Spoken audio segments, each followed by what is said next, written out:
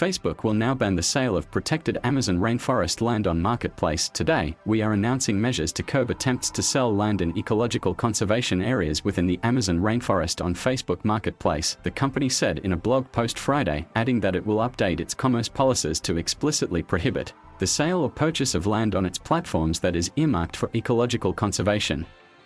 Land is among the many products available on Marketplace, with everything from furniture to used cars also on sale.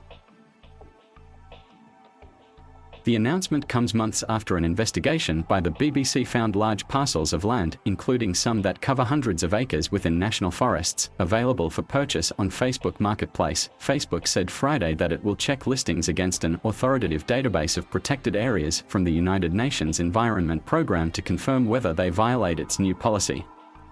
"We are announcing this today, and enforcement will now begin to ramp up," the company said. "Over time, we will observe how this process works and make improvements as appropriate." The announcement comes at the end of a particularly difficult week for Facebook, with the company facing intense scrutiny from lawmakers after whistleblower Frances Haugen's testimony in the Senate about the harms its platforms cause and a massive outage of its major services on Monday.